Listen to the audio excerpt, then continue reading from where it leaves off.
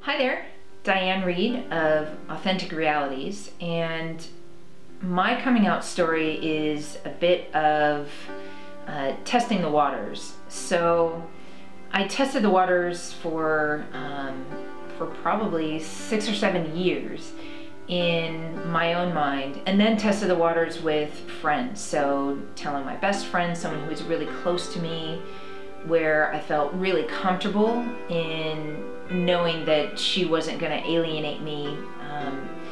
And when that went well, then I told friends who were a little bit outside of my circle and kind of kept testing the waters a little bit further and further and further outside of my comfort zone until I was ready to tell my father. So telling my father was on a Sunday afternoon. He came over right after church, and I had this whole dialogue planned out. So as soon as he mentioned softball, that was my cue to talk about my girlfriend and how she was there. So as soon as he mentioned softball, so what time are you playing tomorrow night? That's when my palms started sweating, and I just had to come out. In telling my dad, there was a lot of nervousness because he was a very Christian man, and so I really feared what his reaction was going to be and how he was going to treat me, whether he was going to stop loving me, stop coming over, stop being my dad. And in telling him, I realized that while he did have a very Christian reaction to it, that he feared that I was going to go to hell, it didn't really change our relationship in that he stayed my father, I stayed his daughter, and he continued to love me. I didn't lose our relationship. What I would do differently in that is trust that he's going to go through his own process and realize that I went through my own process, and I took 8 years or however many years it was to test my waters and be comfortable enough with who I am to actually start coming out to friends and family and whomever. And I needed to give my dad the same space in order to understand who I was. So yeah, if I had to do it differently, that's one of the things that I would change. Another thing that I would have done differently is just to continue dialogue and continue communication with my dad. That was something that kind of fell apart. I thought that by coming out once to him, that set the table and we would just be differently and we didn't really need to talk about it again.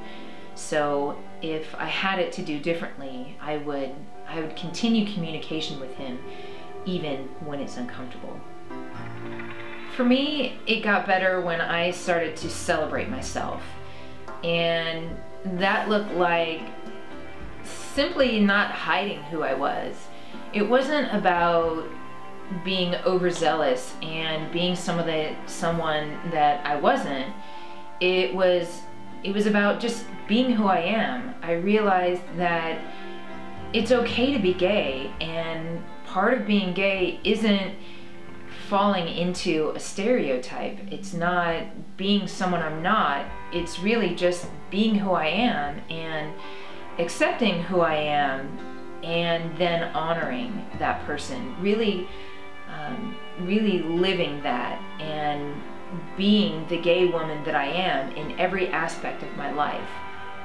It's not shying away from the fact that I have a girlfriend, and not just accepting that, but owning that in every aspect of my life. So when someone asks if I'm dating someone, yeah, I am. And when it's specific to having a boyfriend, no, I don't have a boyfriend, but I do have a girlfriend. I do have a partner.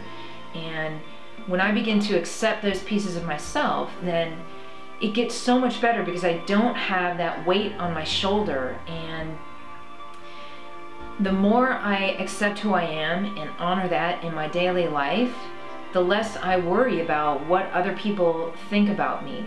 The less it becomes about fearing what anyone else thinks about me, because it's just about me and my life and owning honoring and accepting who I am as a gay woman.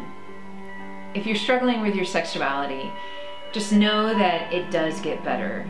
It gets better with communication, it gets better with support, it gets better when you come to sites like these and see that it's gotten better for so many other people.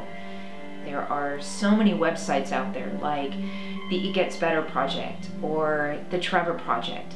Talk to people, communicate, get support for where you are in your life right now, and I promise you, it will get better.